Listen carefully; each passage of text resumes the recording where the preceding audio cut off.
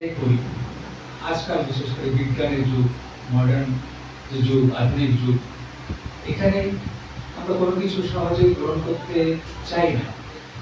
গ্রহণ করার আগে সেটিকে যাচাই করতে চাই, এই যে ঠিক আমরা জিনিসটা যে গ্রহণ করবো সেটি ঠিক কিনা।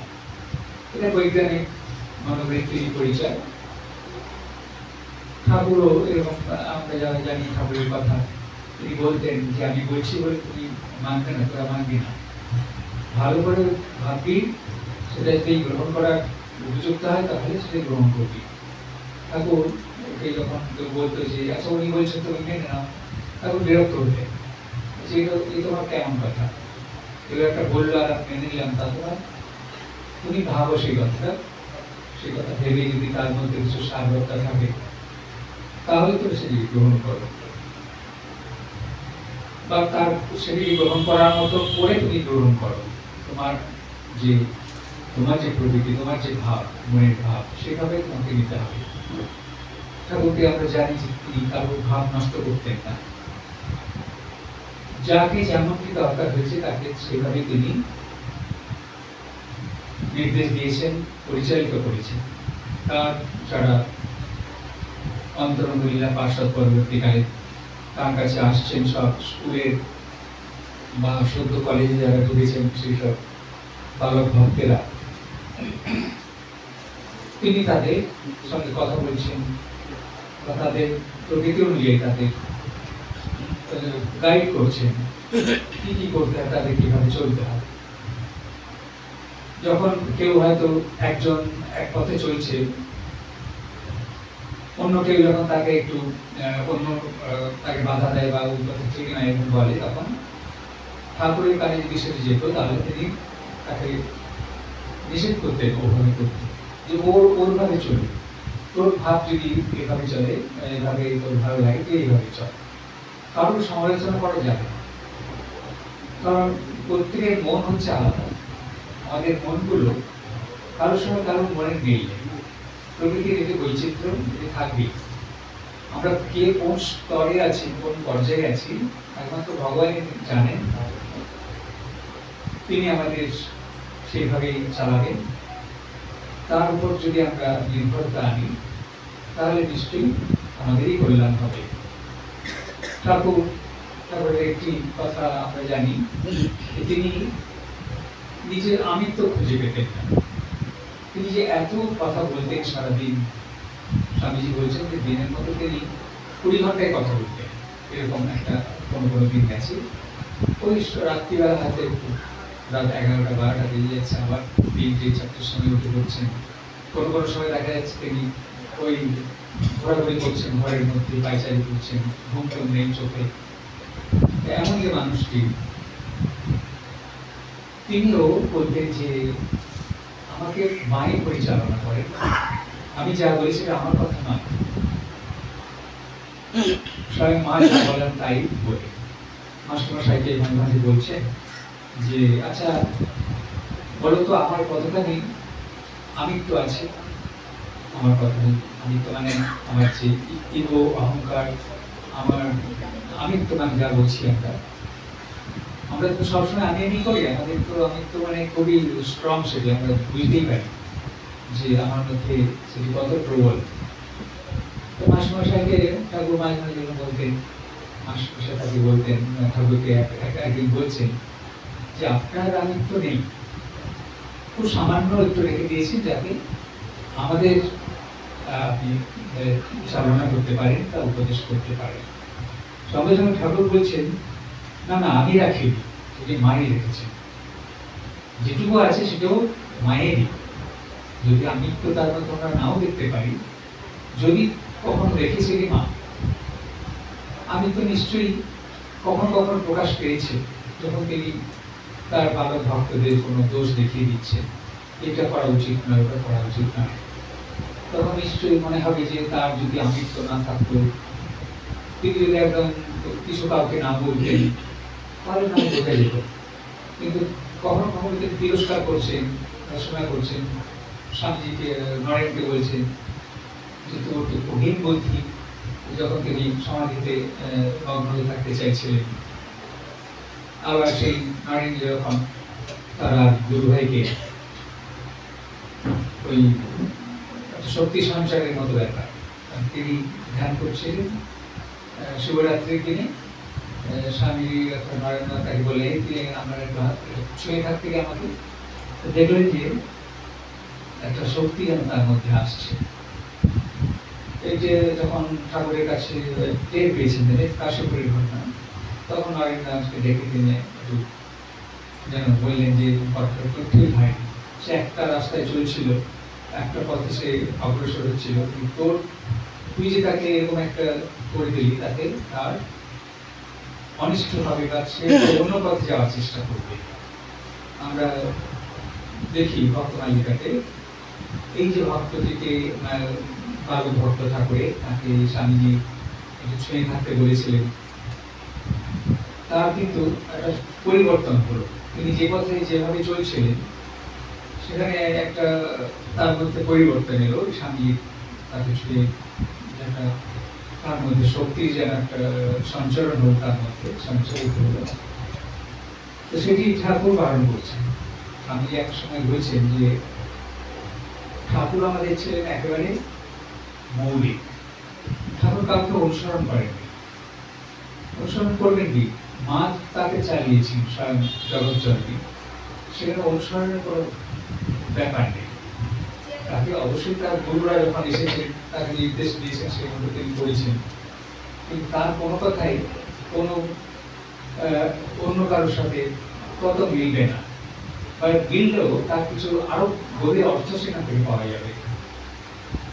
এই যে মায়ের দ্বারা তিনি পরিচালিত হয়েছেন তার সারা জীবন, আর মাস্টারমশাই যখন বলছেন একটুখানি রেখে দিয়েছেন আমাদের জন্য, ঠাকুর সংশোধন করছেন যে সেটি আমার নয়, সেটি স্বয়ং মাই আমাকে রেখে দিয়েছেন তার কাজের জন্য। এই অহংটুকু না থাকলে তো আমাদের জগৎই চলবে না। প্রত্যেকের মধ্যে আমাদের অহংকার থাকবে। এই অহং বুদ্ধিকে যতই আমরা ভাবতে পারবো যে এই বুদ্ধিটা তারই, তখন সেই অহং বুদ্ধিটা পরিশুদ্ধ হবে। আমাদের যে অহংকার, আমাদের যে অভিমান, এগুলি দ্বারা মানুষের অনিষ্ট হতে পারে। কিন্তু সেই অহংকার যখন ঈশ্বরের অহংকার আমরা ভাবতে পারি, তখন কিন্তু তার দ্বারা অকল্যাণ হবে না, মানুষের কোনো ক্ষতি হবে না। সেই শ্রীরাধিকাকে সখীরা বলছিল তোর ভারী অহংকার, তিনি বলতেন এই অহংকার, সেই অহংকার শ্রীকৃষ্ণের স্বয়ং রাধিকা বলেছিল এই অহংকারই। সেই অহংকার বা সেই যে তার মধ্যে যেটুকু আমরা দেখি কথাবার্তার মধ্যে যেটুকু ফুটে ওঠে, সেগুলি স্বয়ং ভগবানেরই। তা আমাদের প্রত্যেকেরই উচিত হবে বা চেষ্টা হবে যে তাকে প্রতিষ্ঠিত করা আমাদের মনের মধ্যে। আবার তাকে প্রতিষ্ঠা করার জন্যই আবার মনকে শুদ্ধ করতে হবে। অশুদ্ধ জায়গায় যে তিনি বসেন না বা থাকেন না, এটি একেবারে কথা বলতে শ্রী রামকৃষ্ণ কথা বলতে প্রথমেই দেখেছেন সেই পদ্মলোচনের গল্পের মাধ্যমে ঠাকুর বুঝিয়েছেন। জঙ্গলের মধ্যে মন্দিরে পদ্মলোচনের সন্ধ্যায় শাঁখ বাজাচ্ছে, সবাই ভাবলো মনে হয় এখানে মাধব প্রতিষ্ঠা হয়েছে মন্দিরে। সবাই গিয়ে দেখলো যে কিচ্ছু হয়নি, মন্দির সংস্কার হয়নি, পরিষ্কার পরিচ্ছন্ন কিচ্ছু হয়নি, যেমন চামচিকের বাসা, অত্যন্ত অপরিচ্ছন্ন সেই মন্দির, সেখানে পদ্মলোচন দাঁড়িয়ে শাঁখ হচ্ছে। এটা বলছিলেন একটা অন্য প্রসঙ্গে যে কলকাতায় তো তখন মানে বক্তৃতা দেওয়ার লোক প্রচুর, তখন তার বক্তৃতা দিচ্ছেন, ঠাকুরের কাছে এসে সব কানে আসছে। ঠাকুর বলছেন আমার মশাইকে, তোমাদের কলকাতার লোকের ওই এক লেকচার দেওয়া আর মানুষকে বুঝিয়ে দেওয়া, নিজেকে কে বোঝায় তা ঠিক নেই। ওই একটু কিছু হয়তো শাস্ত্র পাঠ করার পরে সেই নিয়ে পণ্ডিতেরা তুমুল সংবাদ বিসংবাদ বা আলোচনা, নানা জায়গায় তর্কের আসর, নিজে নিজে ব্যাখ্যা করতেন, শাস্ত্র ব্যাখ্যা ইত্যাদি। ঠাকুর বলছেন যে তুমি পড়ো, ক্ষতি নেই, কিন্তু তোমার চাপরাস পেয়েছো কিনা, তোমার বলার অধিকার হয়েছে কিনা। অধিকার যতক্ষণ না হচ্ছে সেটি বললে তোমার লোকে শুনবে না তোমার কথা, কিন্তু তুমি খুব ভালো বললে, তুমি তোমার ভাবা পেলে, অনেক মানুষে বললো যে বা কি সুন্দর কথাই সুন্দরভাবে তিনি বললেন, তারপর ভুলে যাবে, যা বলেছেন একটা তার মনে থাকবে না। সেখানে যদি তার সেই লোকটির মধ্যেই ঠাকুর বলছেন যে যখন কোনো পণ্ডিতের কথা শুনি তখন জিজ্ঞাসা করি যে তার বিবেক বৈরাগ্য আছে কিনা। সে হয়তো অনেক জ্ঞানী, তার অনেক জ্ঞান, তার অনেক বিদ্যা, সে খুব সুন্দর শাস্ত্র ব্যাখ্যা করে, কিন্তু তার মধ্যে বিবেক আর বৈরাগ্য এগিয়ে আছে। কিন্তু আমাদের সবাই পড়েছি শেষ রামকৃষ্ণ লীলা প্রসঙ্গে, যদি তিনি বলছেন, ঠাকুর বলছেন, যদি কোনো পণ্ডিতের দেখি লীলা তার বিবেক বৈরাগ্য আছে, তাহলে একটু ভয়ে ভয়ে তার কাছে আমি যাই। আর যদি দেখি সেসব কিছু নেই, তাহলে ফলপ্রদ মতো মনে হয়। যদি দেখি কোনো পণ্ডিতের এই সামান্য বিষয়ে প্রতি তার মন থাকে, কামিনী কাঞ্চনের কথা তিনি বলছেন, সেই সময় তিনি যদি তার আসক্তি থাকে, মন থাকে, সে যত বড় পণ্ডিতই হোক না কেন তাকে ফলপ্রদ মতো মনে হয়। এই যে পণ্ডিতের পাণ্ডিত্য বা যারা মানুষকে শাস্ত্রের কথা, ভগবানের কথা বলেন, এটি একটা যেন প্রধান কথা, তার মধ্যে এটি বিশেষ গুণটি রয়েছে। বিবেক অর্থাৎ, বিবেক মানে কি, একটা জিনিসের বিচার ক্ষমতা, একটা সৎ এবং অসৎকে, সৎ থেকে অসৎকে আলাদা করার যে ক্ষমতা, বিবেক ডিসক্রিমিনেশন বলা হয়, সেটি আছে। আর বৈরাগ্য অর্থাৎ ঈশ্বরের অনুরাগ এবং বিষয়ে বিরাগ, এইটা হচ্ছে ঠাকুরের কথা বৈরাগ্য। বৈরাগ্য মানে সব বিষয় ছেড়ে দিলাম, আবার ঈশ্বরকেও ছেড়ে দিলাম, তা নয়। ঈশ্বরের অনুরাগ থাকে আর বিষয়ের বিরাগ থাকে, সেটি হচ্ছে বৈরাগ্য। এই কথাগুলি যে ঠাকুরের কথার মধ্যে বারংবার এসেছে, তিনি বারবার এসব কথা আমাদের বলছেন, কিভাবে ভালো মানুষ হওয়া যায়। ভালো মানুষ মানে মানুষ জীবনের, আমাদের মনুষ্য জীবনের যে উদ্দেশ্য, সেটি ঠাকুর এক কথায় বলে গেছেন, ঈশ্বর দর্শন, ঈশ্বর লাভ, ভগবান লাভ, এটি হচ্ছে মানব জীবনের উদ্দেশ্য। এই উদ্দেশ্যটি হচ্ছে সমস্ত উদ্দেশ্যের একটা সার কথা। আমরা যদি একটা ছোট ছেলেকে জিজ্ঞেস করি যে তোমার উদ্দেশ্য কি, সে কি আর বলবে ভগবান লাগে মনুষ্য জীবনের উদ্দেশ্য? সে বুঝবেই না ব্যাপারটা কি। তার একটা উদ্দেশ্য আছে, সে পড়াশোনা করতে চায়, এক ভালো জায়গায় পৌঁছাতে চায়, চাকরি বাকরি করতে চায়, উপার্জন করবে, তার সংসার হোক, সেসব চাইবে। এগুলো হচ্ছে আত্মন্তের বা আত্মন্তের মানে এগুলি হচ্ছে ইমিডিয়েট, যেগুলি আমাদের পরপর আমরা চাইতে পারি। এগুলো আমাদের দরকার, যদি আমার মানুষ হিসেবে আমাদের যদি পায়ে দাঁড়াতে হয়, এগুলি দরকার হবে। কিন্তু একটা সময়ে দেখা যাবে যে এগুলি সবই নিরর্থক, এসবের কোনো দরকারই নেই।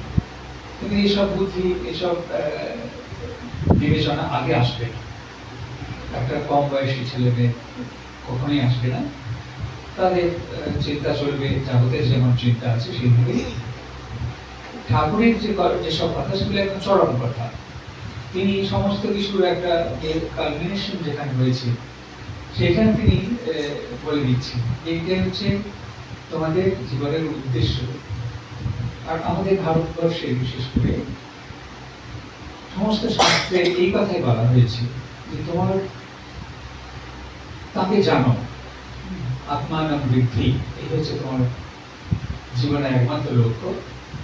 আর আমাদের শাস্ত্রকারেরা, আমাদের ঋষিমুনিরা যেভাবে আমাদের জীবনকে ভাগ করে গেছে, বর্ণাশ্রম ধর্ম করে গেছে। প্রথমে বর্ণ অর্থাৎ চতুর্বর্ণ আছে, চতুরাশ্রমের মধ্যে দিয়ে আমাদের যেতে হয়। সেটি যদিও এখন অতখানি কড়াকড়ি নেই, কিন্তু মূল কাঠামোটি এখনো রয়েছে আমাদের মধ্যে। স্বামীজি বলছেন না যে আজ যদি আমাদের মধ্যে মনু মহারাজ আসেন, মনু মহারাজ মনুসংহিতা তিনি সব দিয়ে গেছেন নির্দেশ, সেগুলি এখনো আমাদের সমাজে পালিত হয়। সারা ভারতবর্ষে যে আর্য সমাজ যাকে বলি আমরা, সেখানে পালিত হয় সেসব, যদিও অন্য ফর্মে। আমরা হয়তো না জেনে শুনে সেগুলি পালন করি, তার মূল যে ভাবগুলি ওইখানেই এসেছে। মনুসংহিতা যেখানে অতি প্রাচীনকালে সেসব তৈরি হয়েছিল, করে গেছিলেন তারা।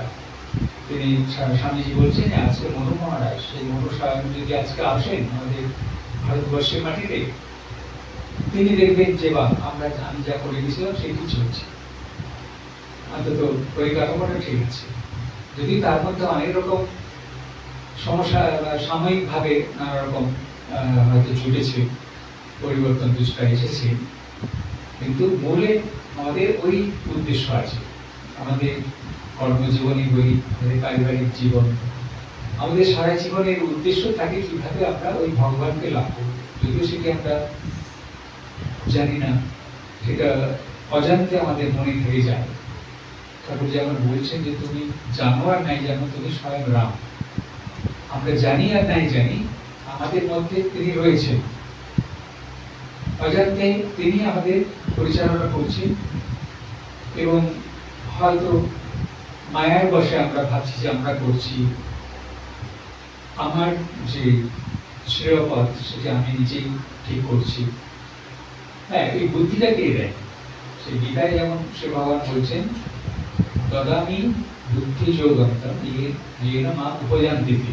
কিন্তু বুদ্ধি যোগ সেটি স্বয়ং ভগবানই দেয়। যারা অত্যন্ত বুদ্ধিমান, যারা অত্যন্ত প্রতিষ্ঠিত, যে বুদ্ধির সাহায্যে বুদ্ধিকে অবলম্বন করে সেই বুদ্ধি স্বয়ং ভগবানের কাছ থেকে আসে। তো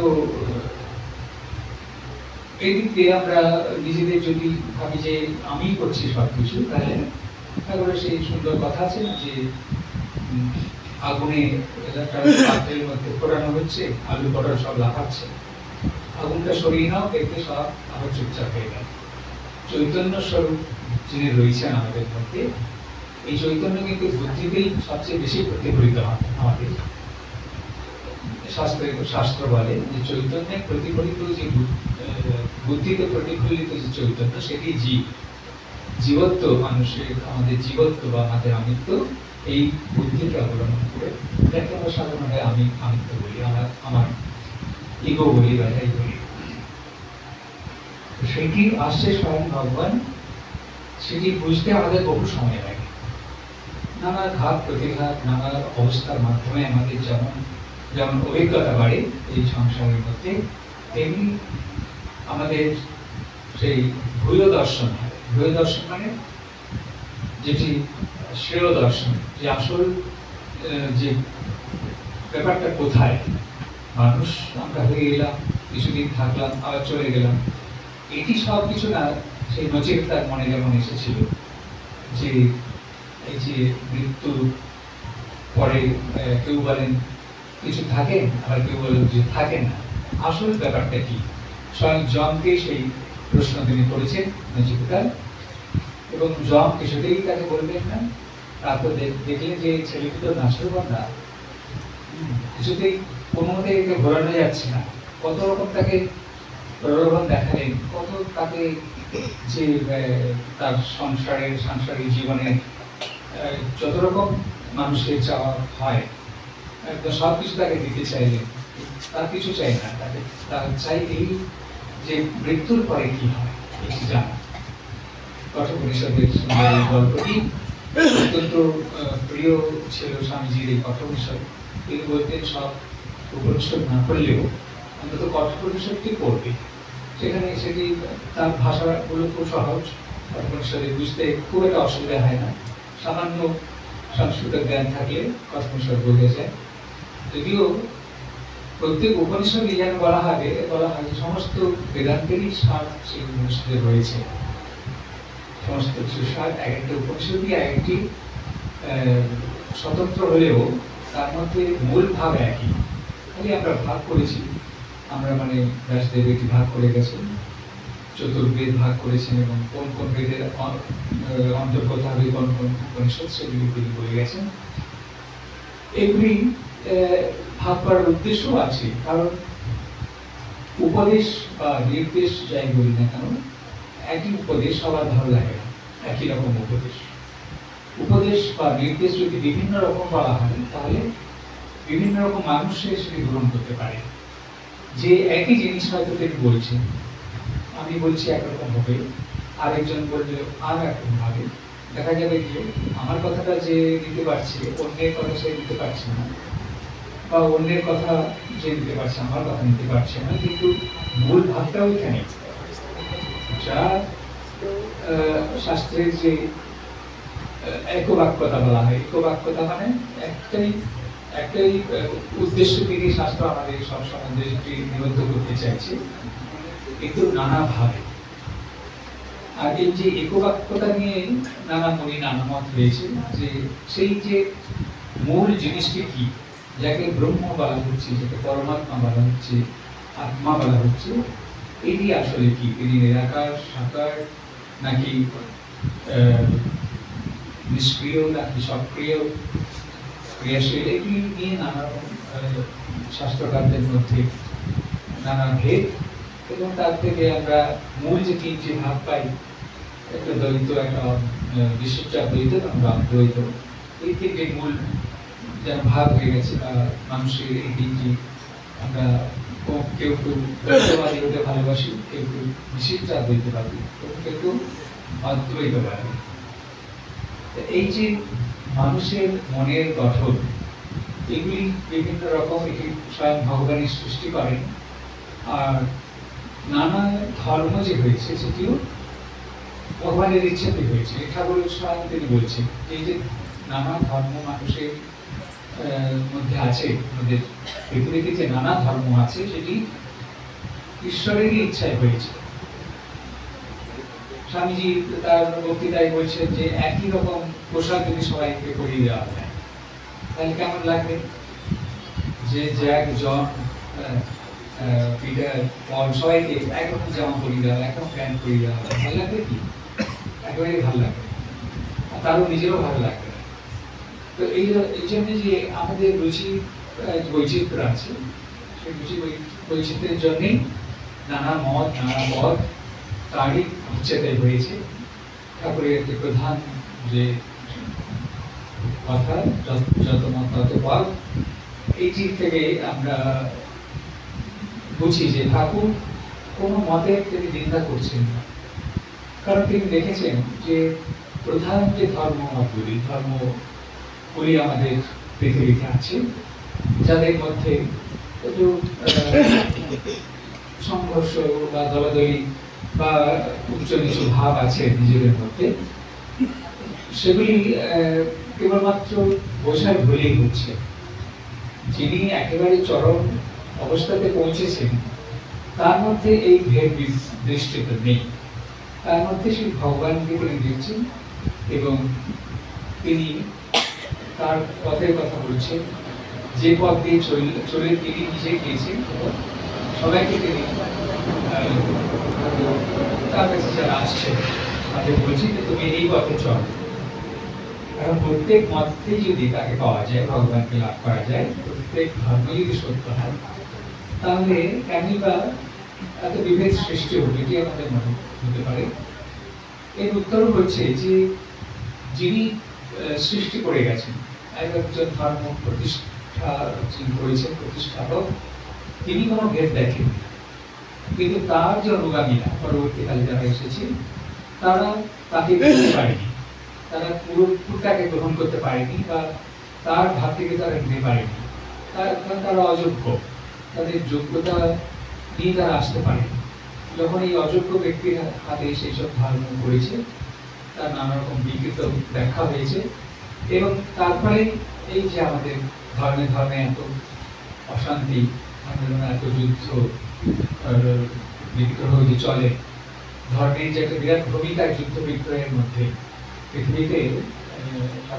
স্বামীজি বলছেন যে প্রত্যেকের আমাদের মনে যে যুদ্ধ শুরু হয়, প্রথমে আমাদের মনেই শুরু হয়, এবং সেটি হচ্ছে ওই দেখা যাবে আমার ধর্ম বিশ্বাসকে যে গ্রহণ করেনি তাকে তার পৃথিবীতে থাকার কোনো দরকার নেই, অধিকার নেই।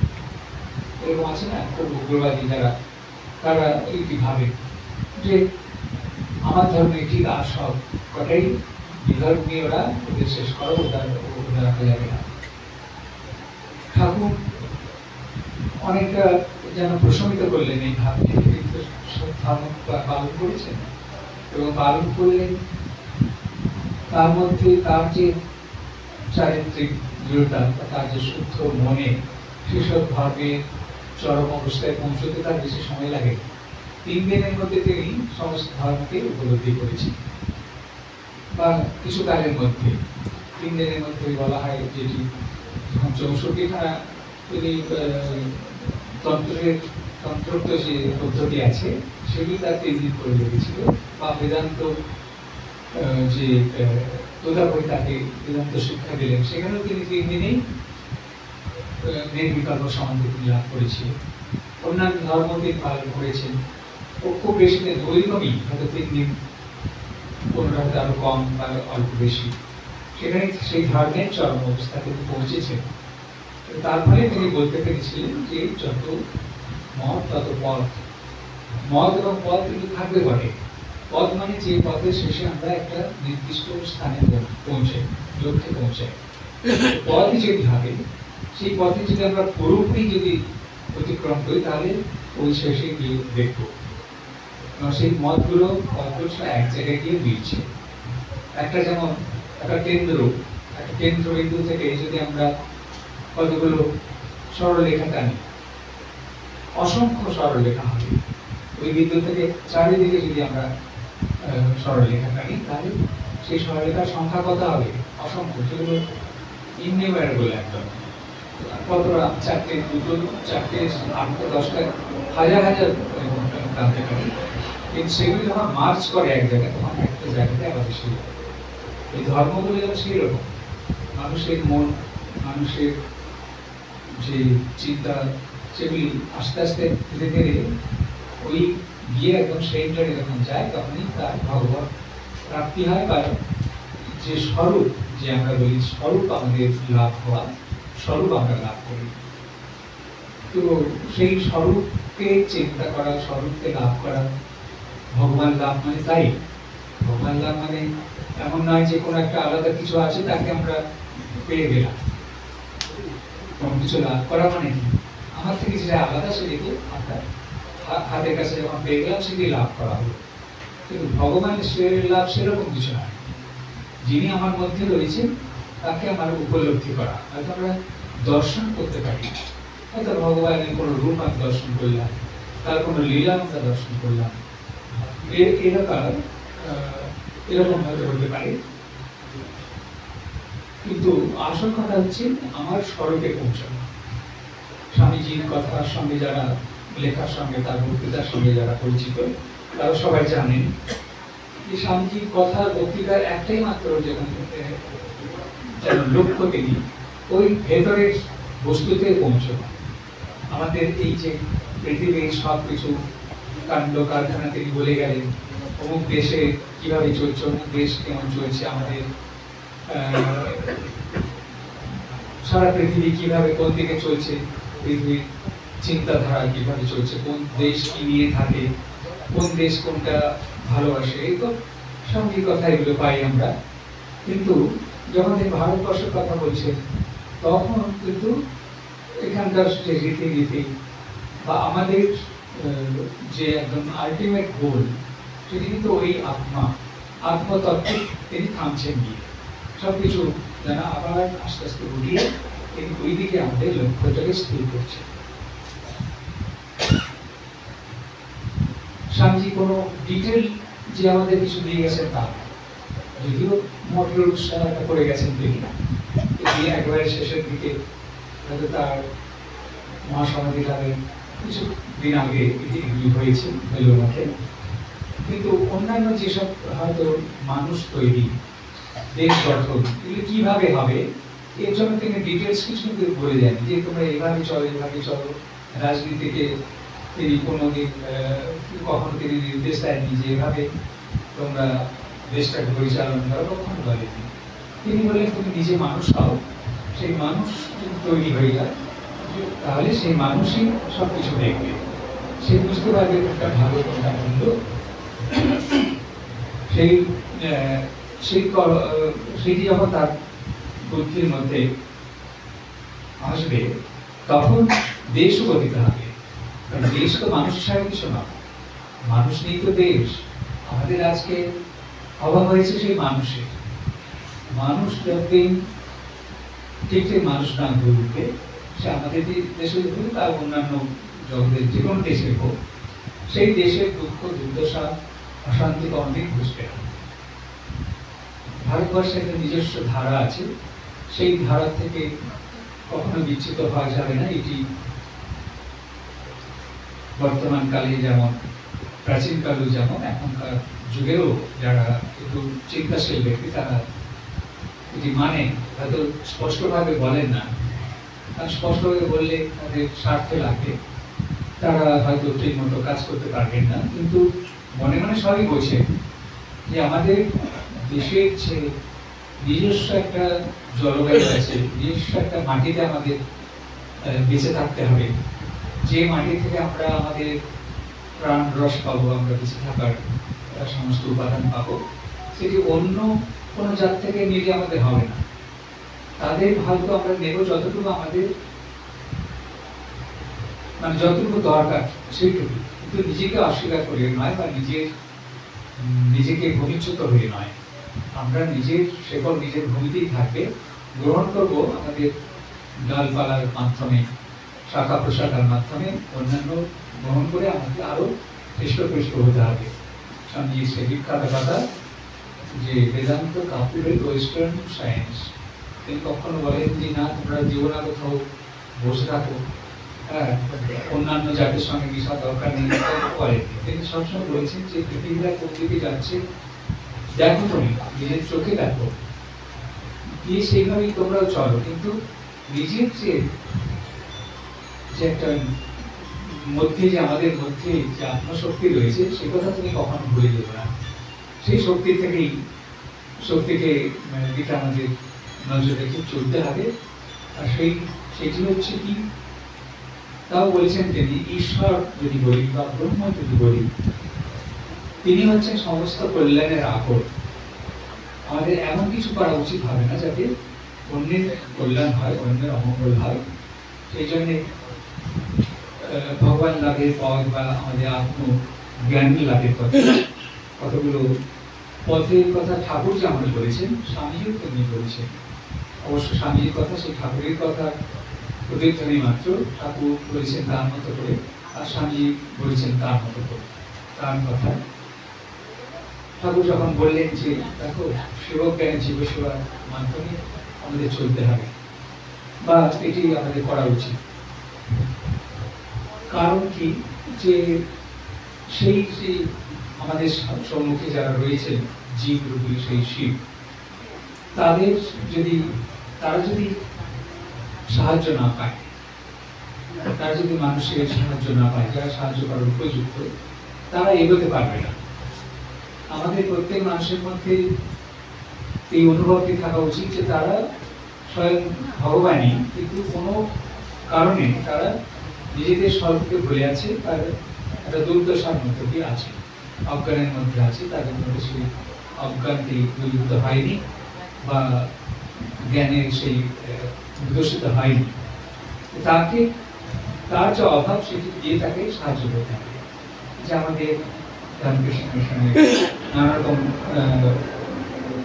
ত্রাণ কার্য, রিলিফের কাজ, কিংবা শিক্ষা ক্ষেত্রে বা স্বাস্থ্য ক্ষেত্রে বা প্রাকৃতিক দুর্যোগ যখন নানা রকম সাহায্য করা হয়, তার মূল কথা হচ্ছে ওইখানে যে মানুষের যেটি একেবারে এখনকার যে দুর্দশার মধ্যে পড়েছে সেটি থেকে তাকে রক্ষা করতে হবে, এবং যাতে সে নিজের পায়ে দাঁড়াতে পারে তার জন্য চেষ্টা করতে হবে। তার মধ্যে যে স্বয়ং ভগবত তত্ত্ব আছে, ভগবানের তত্ত্ব আছে, সত্তা আছে, সেটিও তাকে উপলব্ধি করতে হবে। তার যে ক্ষমতা, তার যে শুদ্ধ সেই ব্যক্তিত্ব তার মধ্যে জাগাতে হবে। স্বামী এই কথার মধ্যে বারবার আসছে যে নিজের উপর বিশ্বাস অবশ্যই আনতে হবে। যতক্ষণ না সেই বিশ্বাস আসছে ততক্ষণ আমাদের অগ্রগতির কোনো উপায় নেই।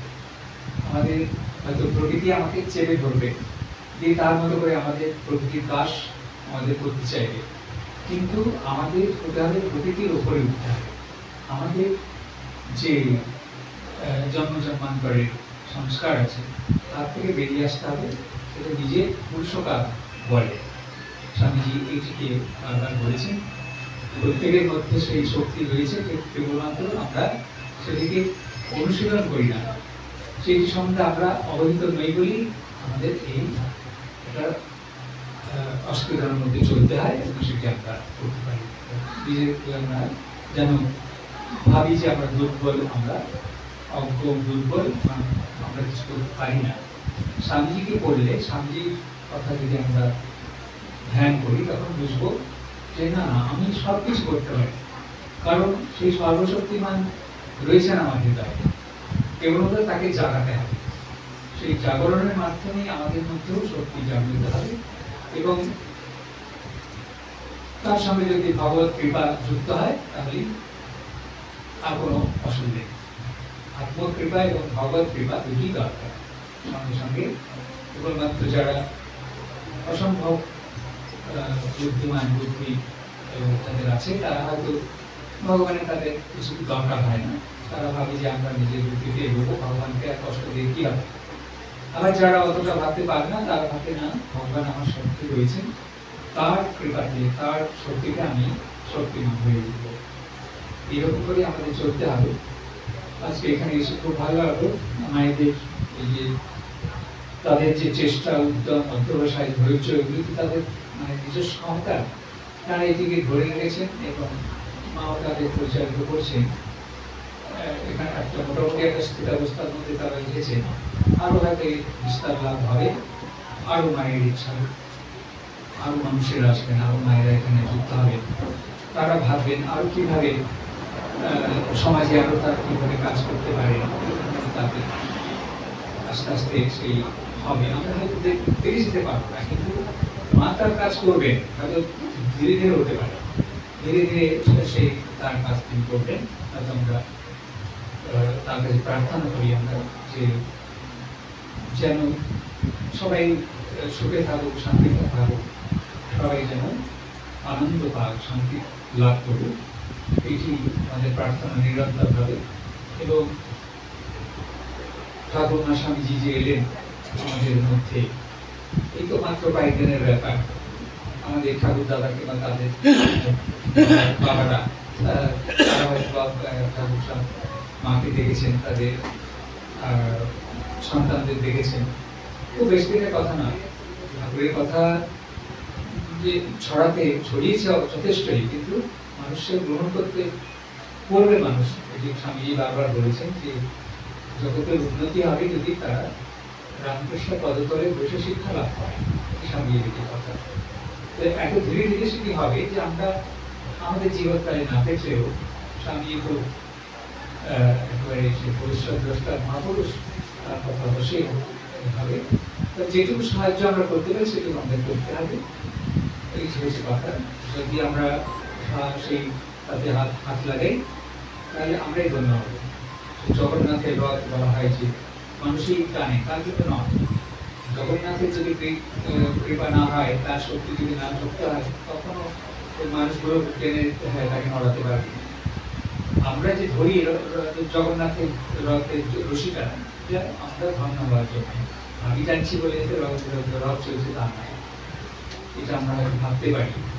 এই বুঝে সামনে ময় বলতে একটা একটি কথা আছে যে একটি কুকুর একটা গরু গাড়ি যাচ্ছে, তার ছায়াটাতে যাচ্ছে একটা কুকুর, সে ভাবছে আমি এই গাড়িটাকে টেনে নিয়ে যাচ্ছি। এরকম অবস্থা আমাদের। কুকুরটা ভাবছে যে গাড়িটা যাচ্ছে, গরু গাড়িটা, সেটা আমি টানছি না, এরকমই মনে হতে পারে।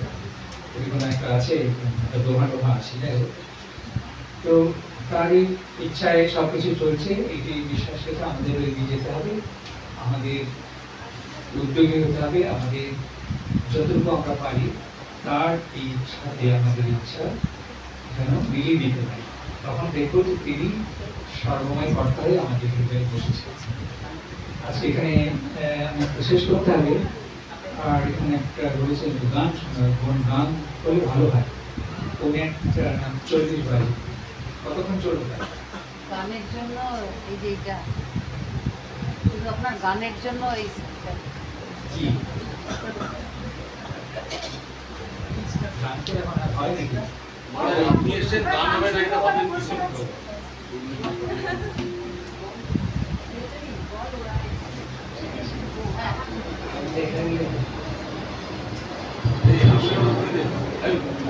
হ্যালো,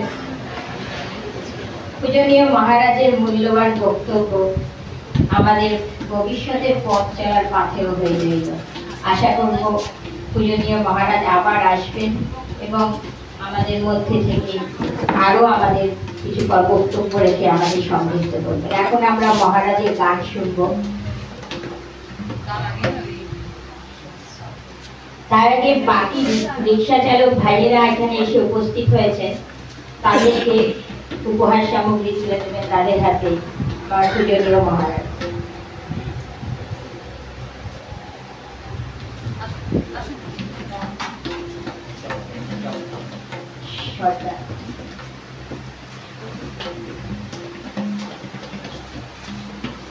শ্যামল সর্দার তার হাতে উপহার সামগ্রী তুলে দিচ্ছেন আমাদের পূজনীয় মহারাজ।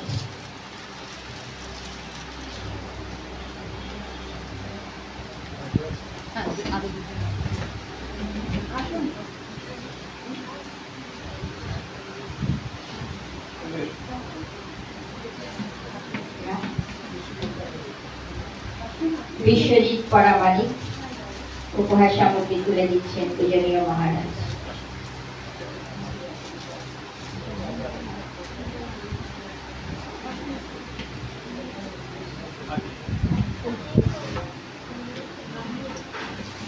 দিলীপ সরকার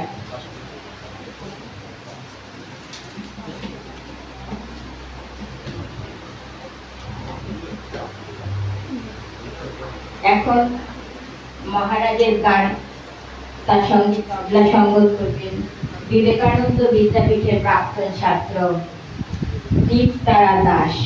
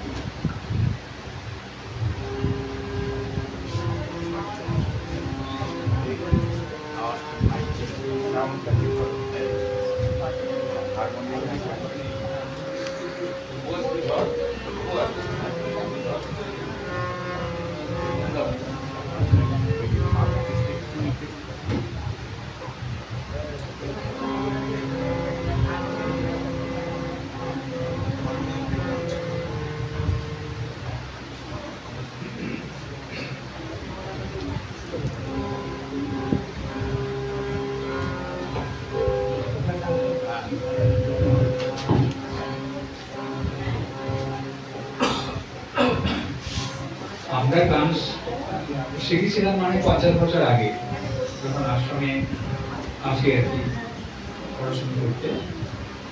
বেশি স্টক নেই আমার, কিন্তু তো সেই সময়কার গান শেখা কিন্তু বেশি শোনা যায় না।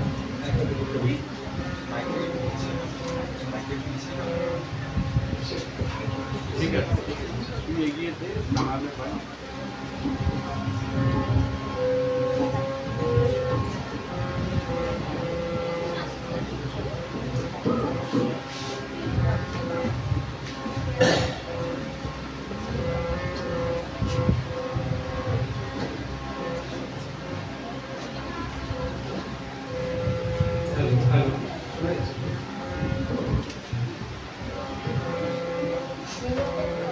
राम कृष्ण गुणगान हमारे, राम कृष्ण गुणगान हमारी राम कृष्ण गुणगान हमारी भव संतापित दग्ध हृदय मनु सिंचित मंगल मारि विशारी भव संतापित दग्ध हृदय मनु सिंचित मंगल मारि विशारी राम कृष्ण गुणगान हमारी राम कृष्ण गुणगान।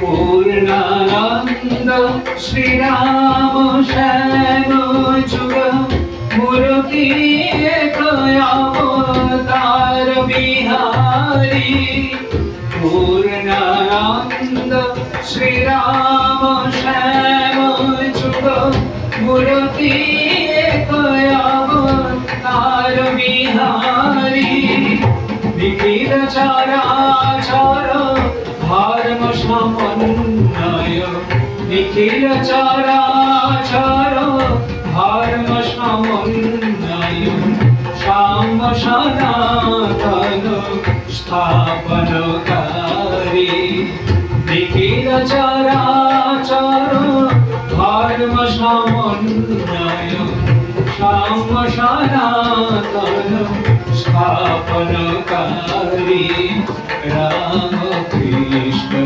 गुणगान हमारी राम कृष्ण गुणगान।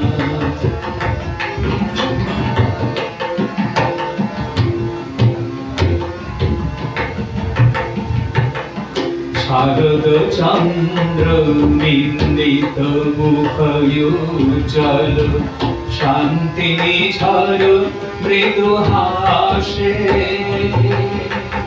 तप्त प्राण मन दीन भगत गीतामृत प्रेम मधुदासे शारद चंद्र निंदित मुखयुज्जल शांति निझर मृदुहासे भक्त प्राण मन दीन भगत गीतामृत प्रेम मधुदासे पंचवटी तट ध्यान धारणारत पंचवटी तट ध्यान धारणारत ब्रह्म मूर्ति रूपधारी पंचवटी तट ध्यान धारणारत ब्रह्म मूर्ति रूपधारी भक्ति भक्ति अभय तव देह पद पंकज भक्ति अभय तव देह पद पंकज जय जय दयाल भवामय बारी भक्ति अभय तव देह पद पंकज जय जय दयाल भवामय बारी राम कृष्ण गुणगान हमारी राम कृष्ण गुणगान। भव संतापित दग्ध हृदय मनु सिंचित मंगल मारि विहारी